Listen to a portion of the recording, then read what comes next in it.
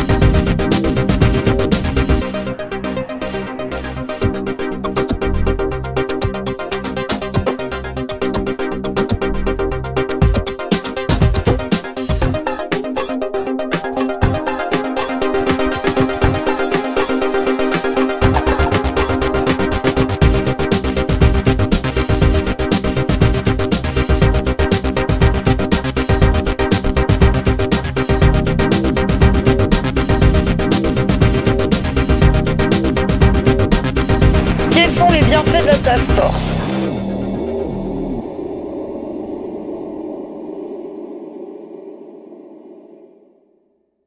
Déjà, il faudrait savoir ce que c'est. La task force a été créée avant l'ouverture du poste de Cornavin et le but, c'est de traquer les trafiquants de rue, les petits dealers. Mais ils vont aussi dans d'autres endroits comme la place des Volontaires ou dans le quartier de Saint-Jean. Un assainissement de la place Cornavin. Où il y a beaucoup de monde qui passe pour prendre le train ou des choses comme ça. La gare de Cornavin, c'est quand même un endroit qui est central, où il y a beaucoup de gens qui transitent, qui est une vitrine. Qui se sentent de moins en moins en sécurité, que je comprends tout à fait. Des gens bien, quoi, qui trouvent ça sale de voir tous ces toxicomanes. Aussi tout ce qui est les salissures, les toilettes, c'était impraticable. Ça créait vraiment beaucoup d'autres problèmes. Vouloir protéger les adolescents et qu'ils ne tombent pas dans cet enfer qu'est la drogue. Il y a le cycle de Montbriand qui s'est ouvert, c'est quand même une zone qui est importante, donc ça méritait qu'il y ait un effort et une présence de la police. Le but du jeu est quand même qu'on ne puisse pas voir un enfant s'amuser avec des vieilles seringues. La gare elle est vidée maintenant, quoi. Ça a bien marché, c'est moins bordélique qu'avant, quoi.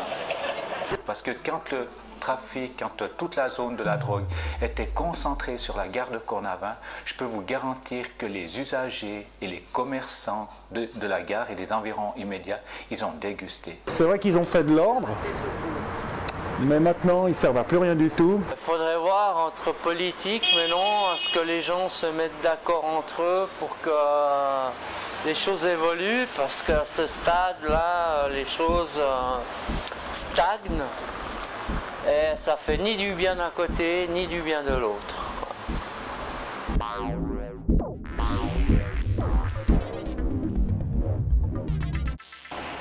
Quels en sont les méfaits? Ça, je ne sais pas. Mais honnêtement, je pense qu'il n'y a pas de méfait. On pourrait dire l'argent des contribuables foutu à la poubelle. Un séjour à Chandelon. Le pouvoir gueule parce que les gens gueulent, la task force répond, mais répond avec des mauvaises réponses, peut-être aux bonnes questions, on va dire. Nous, notre rôle à nous, et c'est ce qu'ils ne voient pas, c'est de protéger le reste de la population des méfaits qu'ils créent à travers leur dépendance à la toxicomanie. Quand vous êtes vraiment accro là-dedans, ça coûte de l'argent, ça coûte beaucoup d'argent et c'est des gens qui sont plus capables d'en gagner. En tout cas beaucoup. Donc ce n'est pas les aides sociales qui suffisent à financer leur toxicomanie. Donc ça veut dire que derrière ça, ils vont devoir voler, ils vont devoir dealer, certaines filles, voire même des garçons se prostituent pour obtenir leur dose. Et c'est contre ces effets-là qu'on lutte, entre autres. On n'a pas vraiment avancé. Répondre avec de mauvais moyens, comme par exemple vouloir éclater le marché de la drogue de la gare. Il y en a un petit peu partout au lieu d'avoir un endroit bien précis. On ne va pas résoudre leurs problèmes à la toxicomanie, on va même leur rendre la vie un petit peu plus dure. Ce n'est pas parce qu'on veut leur rendre la vie plus dure à eux, c'est parce que c'est le seul moyen qu'on a de préserver les autres gens de leur dépendance et toutes les conséquences que ça a. Ce qui fera de nouveau des seringues partout et des allées qui servent de shoot-room. Oui. Avant, il y avait de la tolérance. Maintenant, la tolérance, elle n'est même pas à 0, elle est à -10, à mon avis. Et ils ont des méthodes pour le moins barbares, quoi. Je pense qu'elles peuvent choquer certaines personnes qui ne vivent pas dans ce milieu. Oui. Parce que bien souvent, quand on a affaire à ces gens sont en période de crise, soit de manque ou soit justement sous l'effet de stupéfiants, n'acceptent pas du tout et puis n'ont absolument plus du tout peur de la police. Et c'est vrai que de temps en temps, on a des rapports assez conflictuels.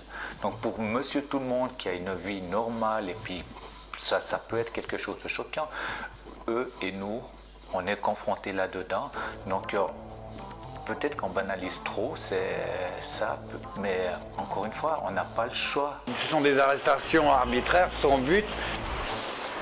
Tout de suite au poste, à poil, on nous humilie.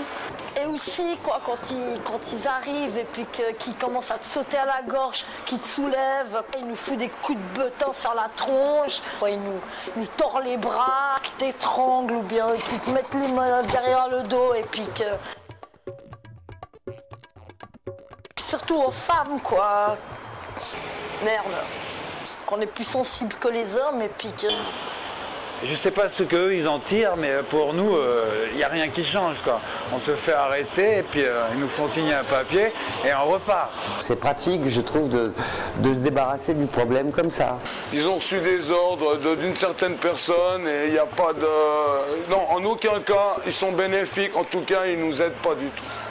Et le résultat est que maintenant, il n'y a plus grand monde à la gare, mais elle perpétuait le jeu du chat et de la souris. Et depuis le Melun et encore avant plein palais, ça n'a pas changé grand-chose. En fait, ça sert pratiquement à rien, quoi. Parce qu'on n'aide pas les gens qui, justement, ont besoin d'un coup de main. Je réagis simplement parce que c'est effectivement le quotidien qu'on vit. Quand on les côtoie et tout, c'est aussi le discours qui nous tienne. Mais ce qu'il faut savoir, c'est que c'est un discours qui est centré sur eux. On ne fait que mettre du mercurochrome sur une jambe de bois, on ne règle pas le problème.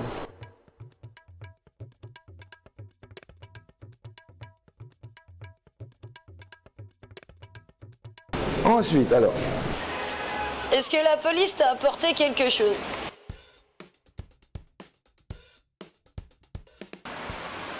Alors, absolument rien. Quelques nuits au chaud à l'hôtel de police à Carvox. C'est des gens qu'on a besoin, malheureusement, ou heureusement, j'en sais rien. La police, personnellement, ne m'a rien apporté. De temps en temps, oui, de temps en temps, non. Voilà. Quand ils disent qu'on leur a rien apporté, je pense que c'est pas vrai. Malgré tout, sans citer de noms, sans citer beaucoup de personnes, mais c'est sûr que eux me connaissent, tous ces gens que vous avez interviewés. Moi, je les connais aussi, j'en connais d'autres. Et puis, on ne peut pas simplement dire comme ça. Ils sont venus de temps en temps nous parler, eux ou d'autres personnes. On a aussi de temps en temps d'autres rapports. Puis, on est de nouveau des gens qui sont de l'autre côté du miroir et puis avec qui ils peuvent avoir un contact. Et je ne suis pas persuadé qu'ils arrivent avec l'ensemble de la population à avoir ce contact. Alors même si certaines fois c'est conflictuel, même si certaines fois c'est dur et puis ils nous haïssent, je pense qu'il y a d'autres moments où ils peuvent avoir ce contact, ils peuvent de temps en temps, je n'ai pas la prétention de dire que c'est tout le temps, je pense même que c'est pas souvent. Disons, la police m'a toujours posé une crainte. Ce que nous, policiers, on ne peut pas rentrer en ligne de compte, c'est à travers leurs souffrances, leurs problèmes liés à la toxicomanie, d'accepter qu'ils commettent des délits. Et c'est là qu'on a une relation qui est difficile avec eux, parce que la plupart du temps, c'est justement, ils ont commis un délit et on les appréhende par rapport aux délits qu'ils ont commis. Rien, aucun respect, aucune communication, rien du tout. Je me fais arrêter tout le temps. Et ce qu'ils le savent, malgré tout, c'est que le jour où il leur arrive un gros coup dur, je l'ai déjà dit une fois, mais je crois que c'est ça, ils savent que malgré tout, on sera quand même là. Moi, j'ai été violée par un mec. Les flics, ils n'étaient pas là. Tu vois ce que je veux dire? Ils en ont rien à foutre. Au pire des cas, si je vais me plaindre, ils vont dire, bon, bah, celle-là, elle traîne à la gare. C'est vrai qu'une ou deux fois... Quelqu'un qui est vraiment victime, il pourra toujours venir. Et puis ça, malgré tout ce qu'ils veulent dire, ou alors sinon il faut leur répéter, c'est que quand ils font des bêtises, on leur tapera sur les doigts, avec l'outil légal évidemment. Des coups de beutin sur la tronche. Mais quand ils seront victimes, on sera quand même là pour eux. Le mot police, déjà, ça veut dire... Je me fais fouiller à chaque fois. Oui, si on pense qu'une personne cache sur elle de la drogue, qu'elle s'adonne à un trafic, effectivement, on va la fouiller. Ça fait partie de notre travail.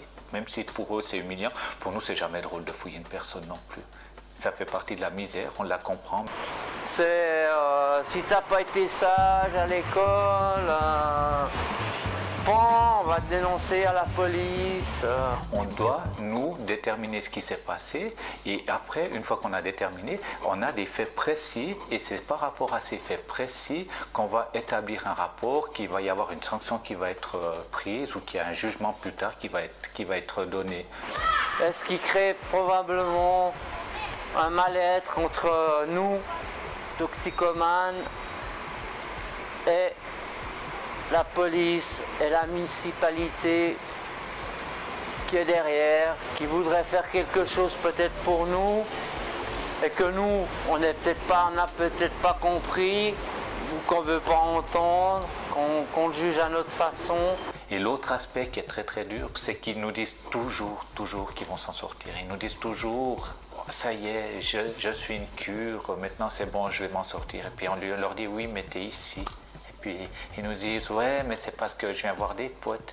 Puis on dit, oui, mais quand tu es ici, tu sais bien que... Et puis ils disent, ouais, mais non, cette fois c'est la bonne. Et le lendemain, il est de nouveau là. Et puis on lui dit, tiens, ouais, t'es de nouveau là. Puis il dit, ouais. Et puis un jour ou 2 jours encore après, on l'attrape justement parce qu'il vient de se faire un shoot. Et puis ils disent, oui, mais c'est un extra. Et puis on les voit retomber. Et c'est toujours une éternelle histoire qui recommence. Et quand on ne les voit plus du tout, ce que nous, on ne sait pas en tant que policiers, c'est est-ce qu'ils ont fait une overdose ou est-ce qu'enfin ils ont réussi à s'en sortir. Je leur souhaite qu'ils ont réussi à s'en sortir. Mais... Non, la police ne m'a rien apporté si ce n'est que des ennuis, quoi. Donc non, ils m'ont rien apporté du tout. Donc c'est là où ça devient vraiment difficile, c'est que encore une fois, la plupart du temps, on est confronté à leur aspect délinquant et pas à leur aspect malade à travers la toxicomanie.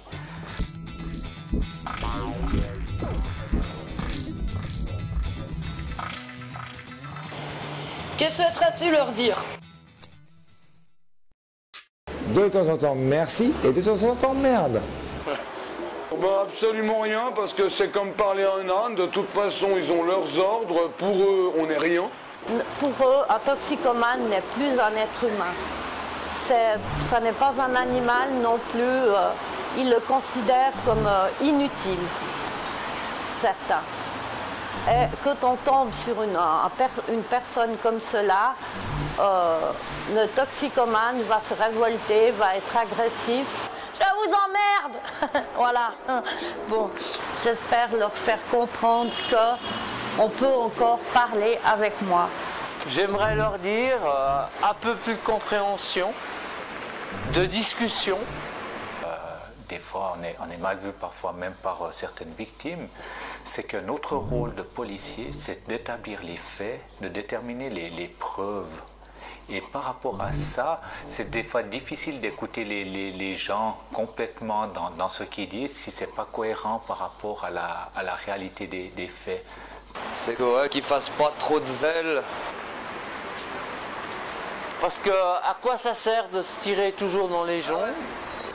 Pour ma part, c'est extrêmement difficile. C'est quelque chose qui est vraiment très très dur.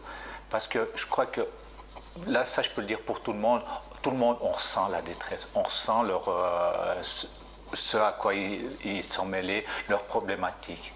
Comme ils n'ont pas de respect envers nous, nous on n'en a pas envers eux. Un uniforme c'est une chose, quelqu'un en civil c'en est une autre, mais je pense qu'on doit se respecter autant l'un que l'autre. Pas forcément de la répression. La répression ne sert à rien. La répression crée un autre mal-être. Un toxico qui va avoir son premier paquet de la journée et qu'un flic lors d'un contrôle lui retire, ça a quelque chose d'inhumain parce que le flic sait très bien ce qui se passe et ça met l'autre personne dans une détresse assez folle. Parce que si on prend trop en considération leur détresse, effectivement, comme il le disait très très bien, on va le laisser repartir avec sa dose. Et puis la fois d'après, on va excuser parce qu'il a dealé des petites quantités pour pouvoir se payer lui-même sa toxicomanie. On s'arrête où là-dedans? Tout simplement, je venais de faire mon truc au Kénaf et en sortant, ming, ils me sont tombés dessus, quoi. Et ils m'ont pris ce que j'avais, quoi, qui était ma conso, quoi, en fait. Et du coup, en plus de ça, une amende de 180 francs. Il n'y a aucun côté humain dans cette réponse et cette façon de faire. Mais nous, on a choisi un produit, je ne verrais pas pourquoi on serait plus punissable que d'autres. On est bien d'accord. Même s'ils ne sont pas d'accord. On est bien d'accord. On a des divergences d'avis, il y a toujours, je ne sais pas comment dire. Pas si tu as compris. Moi, je me comprends, mais l'expliquer, c'est peut-être différent. On est bien d'accord. C'est un système, comme il est fait actuellement, qui renforce les égoïsmes d'une manière folle. Ça rend les gens peureux. Avec en prime le fait que, il y a l'argent qui est au sous-sol et que la Suisse, ne serait-ce que par exemple pour l'argent public mondial détourné qui est planqué ici, ainsi que là une partie d'argent de la drogue blanchie. Je suis désolé de le dire, mais la Suisse n'hésite pas à vivre et même bien vivre avec les intérêts de cet argent. À ce moment-là, peut-être pas trop faire la morale et pas trop se poser en grande référence. Alors voilà.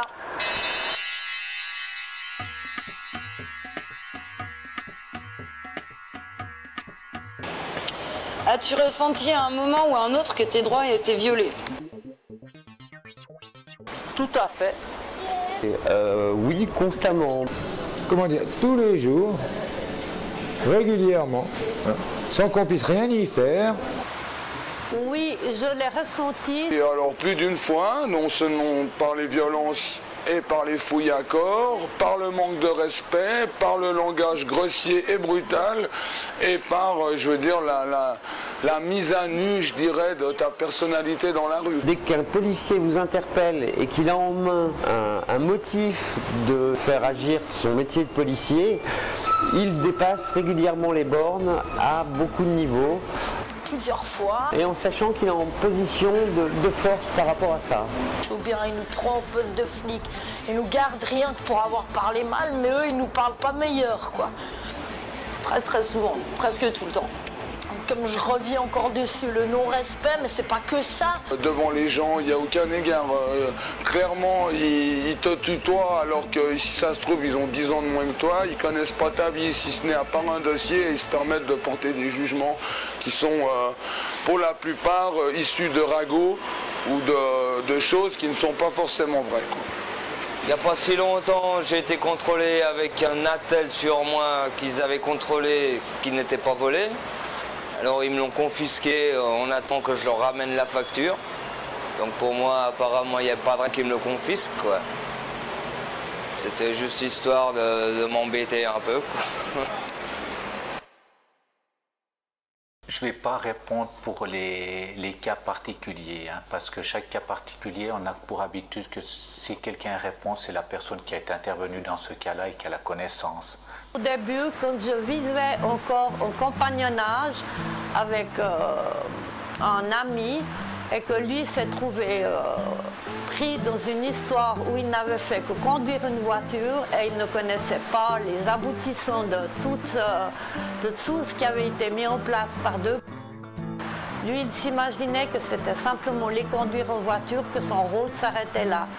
Mais en fait, ce qu'ils voulaient, eux, c'était des dealers, donc ils voulaient faire une affaire avec un client.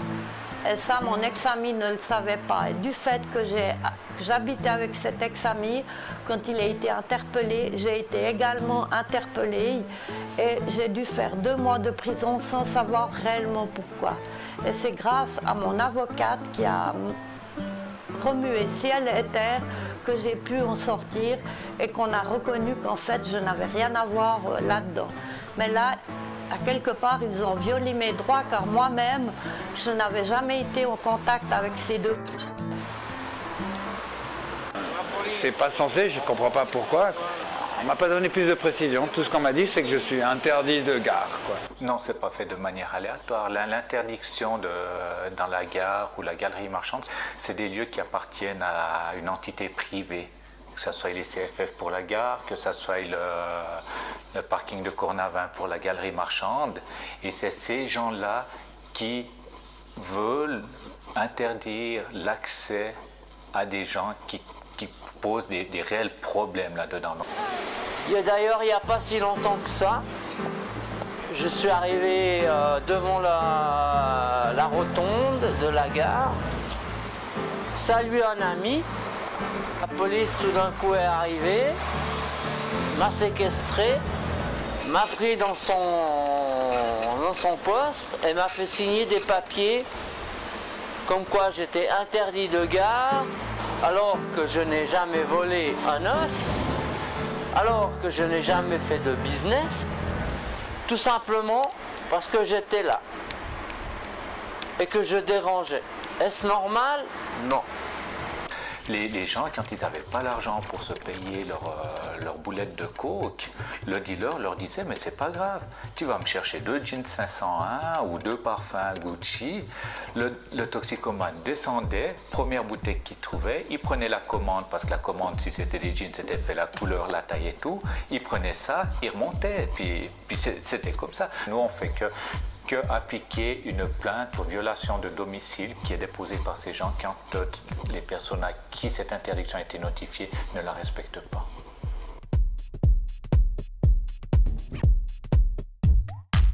J'en étais où? Comment, à ton avis, faudrait-il s'y prendre à la place de la police? Ça, je sais pas, je suis pas un flic. Ça, j'ai pas tellement de solutions. Ils nous sortent continuellement comme argument que s'il n'y avait pas les consommateurs, il n'y aurait pas les dealers.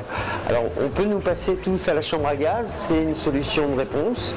Donc plus on rendra difficile ça, et puis plus ça deviendra un produit rare, je pense que moins il y aura de risques que les gens tombent dedans, même si je ne me fais pas d'illusions. Ce problème, il existe depuis longtemps, il existera encore très très longtemps. À vous de juger. Ça, c'est une question aussi très complexe, dans le sens qu'on ne peut pas établir un plan général, car chaque affaire est différente. Je pense qu'en étant plus agréable, ça se passerait mieux. De petites doses d'humanité ne peut pas faire de mal. ça se passerait beaucoup mieux, ça serait, bah tiens, les voilà, les gens de la task force. Les gens confondent bien des choses, on peut avoir une certaine humanité, on doit avoir un minimum de respect, mais encore une fois, c'est pas notre rôle de prendre votre place d'assistant social. La répression, la violence, les méthodes employées ne sont certainement pas les meilleures. Ben justement, que s'ils arrêtent quelqu'un qui est vraiment, disons, dans le milieu de la drogue et puis qui consomme et qui revient tout le temps, et ben c'est de lui proposer un plan social. C'est dommage, hein, il n'y a pas de suivi, c'est juste un grand boom et puis ils arrêtent là, ça va pas très loin, quoi. Très difficile. Je crois qu'il faut justement pas qu'on baisse les bras et je crois qu'il faut que justement on n'arrête pas de donner des coups de pied dans la fourmilière. Pas avec la prétention de pouvoir résoudre le problème de la drogue à nous tout seuls et puis de pouvoir l'arrêter, mais au moins en faisant en sorte que les gens qui sont là-dedans aient un minimum d'égard vis-à-vis des autres gens. Une place ouverte comme dans certaines villes de Suisse que je ne nommerai pas, mais bon, on n'est peut-être pas une solution meilleure, mais de toute façon le problème ne s'arrêtera jamais. Ah non, la solution idéale, je la connais pas, quoi. Travailler avec le social, voilà. Il faut que les concessions soient faites des deux côtés, quoi.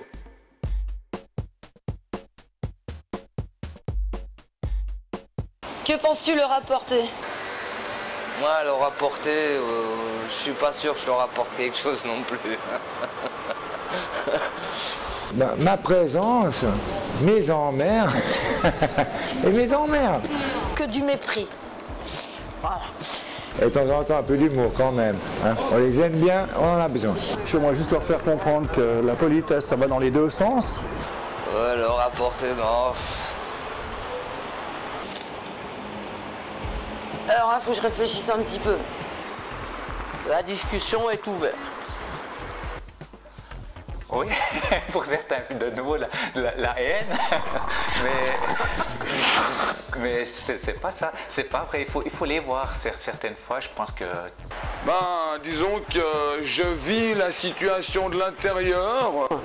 Je peux leur apporter les moyens d'arriver à des résultats en respectant l'autre côté qui est le mien. Je sais pas, peut-être peut-être un peu de calme. Moi, je suis quelqu'un de plutôt calme. Peut-être leur faire comprendre qu'on n'est pas tous méchants, pas tous voleurs ou violents. C'est vrai qu'ils sont de loin pas tous méchants. Mais de nouveau, quoi, on doit mettre en parallèle ça avec leur besoin continuel d'obtenir leurs produits et puis qu'ils sont prêts à tout dans ces moments-là, certains pour les obtenir. Mais je suis pas sûr de leur apporter quelque chose de concret, franchement. Quand ils ne sont pas dans leur crise, de temps en temps, on arrive à discuter, à avoir des parcours de vie, contrairement à ce que certains disaient qu'on ne connaissait rien d'eux.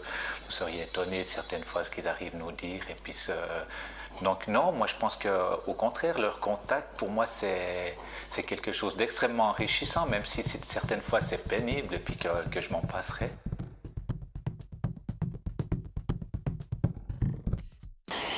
Dans tes rapports avec les travailleurs sociaux, les services sociaux ou le système social en général, as-tu été confronté à quelques non-sens, lesquels, que faut-il modifier?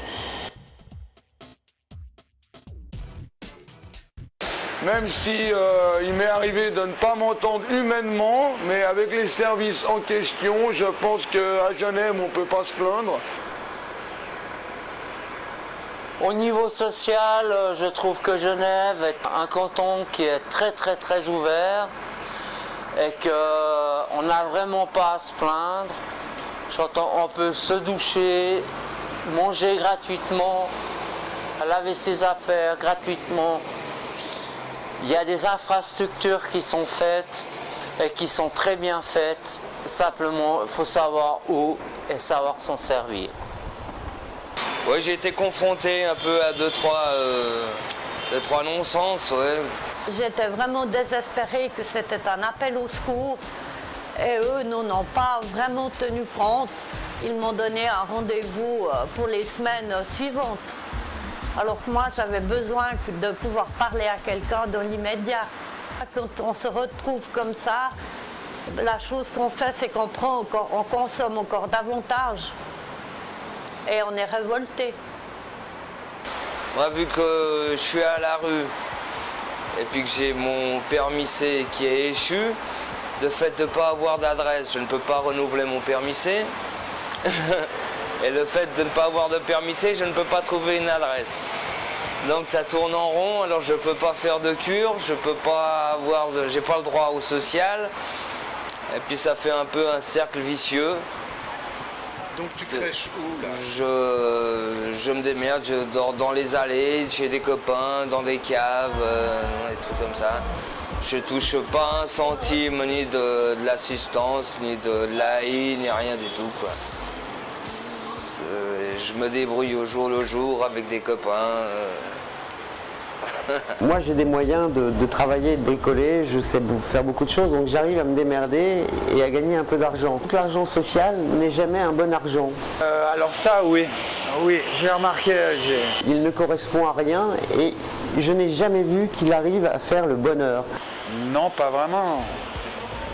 Je suis payée par l'AI, mais j'attends le... Oui, je suis à l'hospice qui me donne le complément de l'ECPA, parce que je suis en cours de CPA.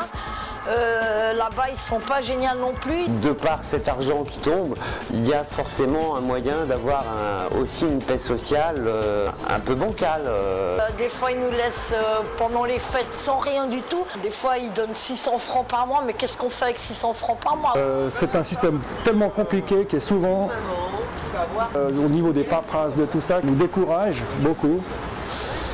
Et je pense que là, il y a quand même quelque chose à faire. Si je veux avoir accès à mon propre dossier, il faut que j'écrive une lettre. Je n'ai même pas le droit à avoir mon dossier. C'est aberrant, c'est vraiment n'importe quoi. Enfin, ils sont pas géniaux et puis c'est des arnaqueurs aussi. Des fois, on demande des avances, ils nous retirent l'argent du mois d'après. C'est une caractéristique, chaque fois qu'on a affaire, c'est jamais de leur faute s'ils sont tombés dans la drogue, c'est jamais à cause d'eux. S'ils s'en sortent pas, c'est parce qu'on les aide pas assez. S'ils ont des problèmes d'argent, c'est parce qu'on leur en donne. Il n'y a pas de responsabilisation. C'est vrai que ça, c'est une constante, quoi. Puis c'est jamais de leur faute, même quand jamais. Et c'est vrai que c'est un des aspects qui fait qu'à certains moments, on coupe la conversation. Parce que par rapport à ça, il n'y a plus rien à répondre, en tout cas pas en 10 minutes, quart d'heure, parce que dans une discussion, on ne peut pas se permettre de passer 1 heure, 2 heures à discuter de leurs problèmes. Ce n'est pas notre priorité, on travaille malgré tout avec des priorités. Et c'est vrai que ça, c'est extrêmement dur, quoi. Il faut modifier notre rapport au système de l'argent. Je ne veux pas dire que l'argent est un mauvais système de société, mais la façon dont le vit l'humanité actuellement, c'est un délire complet, je veux dire. Il y a ceux qui en ont beaucoup, il y a ceux qui n'en ont pas. Plus il y en a qui en ont beaucoup, plus il y en a qui n'en ont pas du tout. Les travailleurs sociaux font de la politique, donc ne peuvent pas faire du bon social. Hein. C'est le non-sens. Hein. Il faudrait qu'ils les séparent de la politique. Hein. Qui puissent faire que du social, et non pas la politique sociale. Voilà.